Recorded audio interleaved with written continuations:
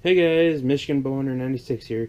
I was gonna shoot today and put it on YouTube, but like Michigan, you don't know when it's gonna rain, snow, or just be a good day out. So, well, today it's out snowing out in April. So, yeah, today instead of shooting, I'm gonna do a review of my bow. It's a 2015 Hoyt Carbon Spyder Turbo ZT. To start it off, it has aftermarket strings, as you can see.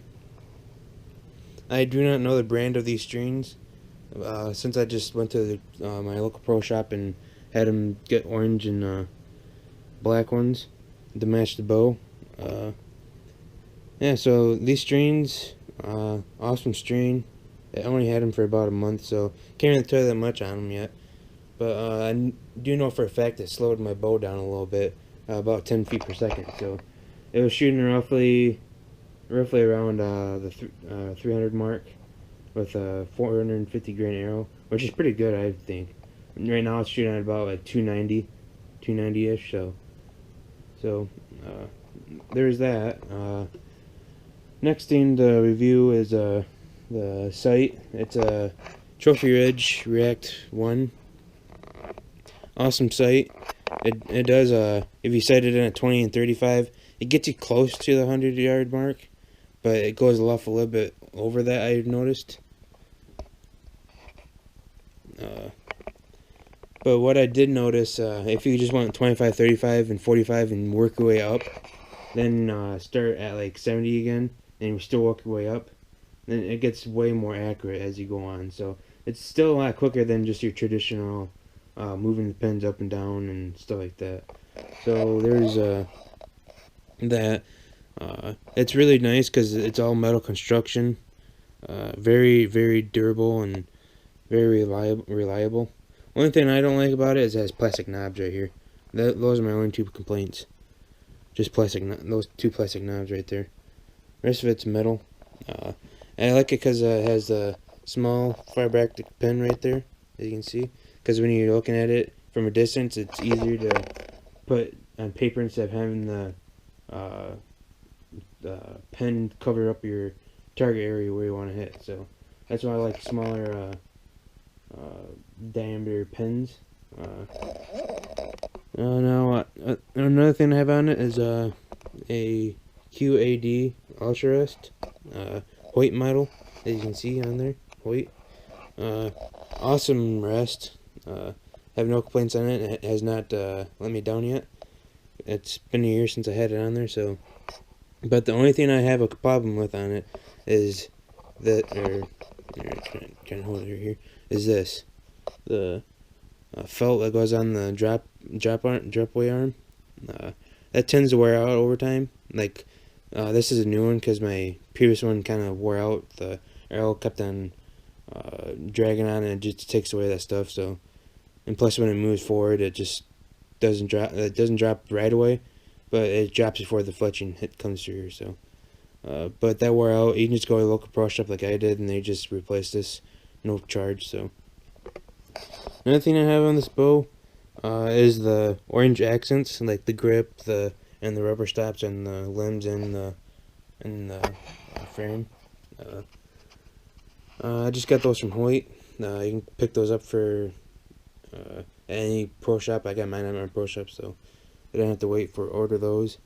The arrow rest is just a Hoyt model.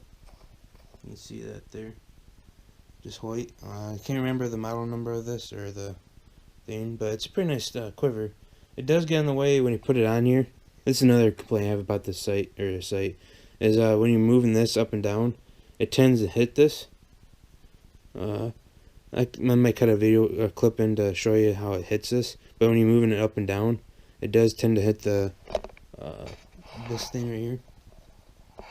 So there's that. Okay, as I said, this knob right here does hit that. You can see right there how close that is to hitting it. And I only know because of muscle memory, so. Sorry for the loveliness. It's kind of hard to do it with one hand. Oh, maybe not no more. Huh. Nope, right there. See how it hits that?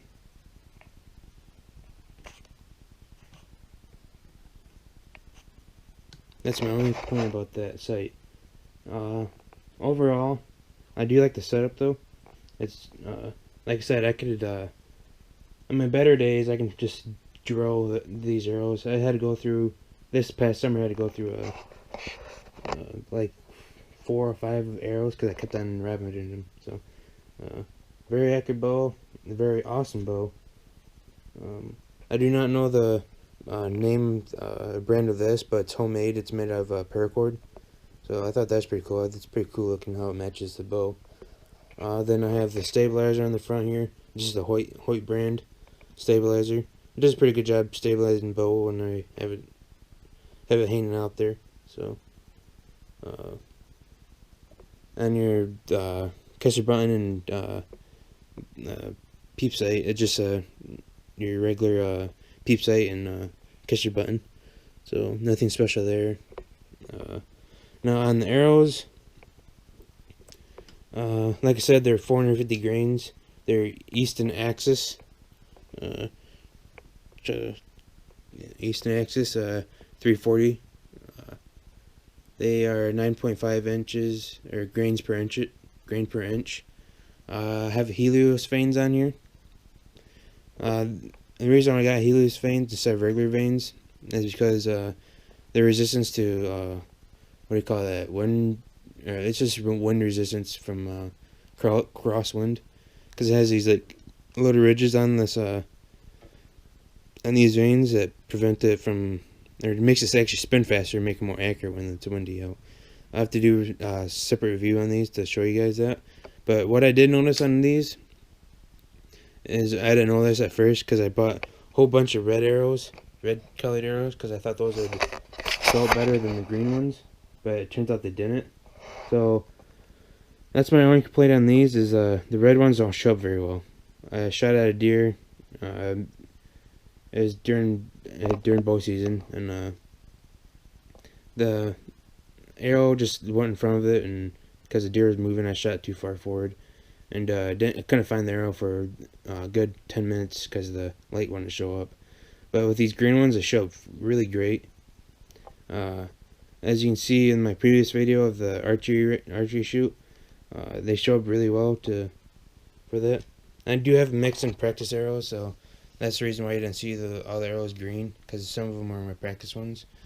Now, on the broadheads I use, they're a dead reener, 2-inch cut, or 2.5, one of the two, can't remember.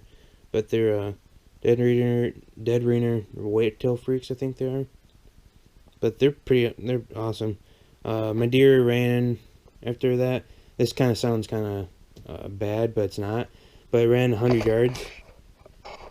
That may, from the sound of it, may sound like it's bad, but it really wasn't, because it's open field. So the deer had nothing to run through or run against, so it just ran wide open. I didn't think it was 100 yards. I think it was like more like 60 or 70. So, and it bled quite a bit. There isn't any really complaint on those, since I only got one deer with it. So I do have like 6 of them. So they do hold up pretty well shooting through ribs. So that's my review on those. I think that's pretty much it. But I have a case. It's a SKB Hoyt model, or Hoyt edition. It's the SKB I series, made in USA. Really an awesome case.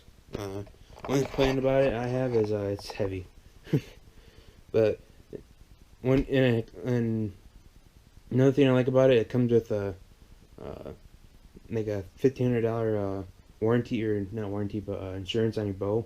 So if your bow got damaged inside of it, it gets replaced. So they give you $1,500 to get a new one. That's what I like about it too.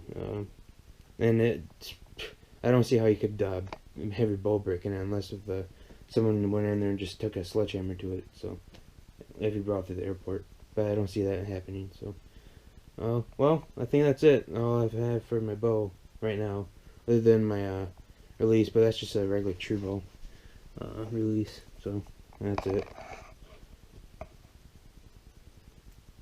Pretty nice release. I haven't had one of those hand ones yet, like the ones just for a regular hand.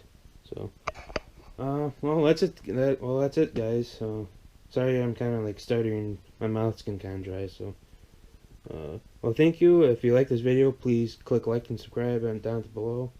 And if you want to see more videos like this, like I said, just like my video and subscribe. Help me out a lot. Comment and seeing what you guys would want to see, because I have a lot of stuff to review still. So, well, thanks guys, and see you next time.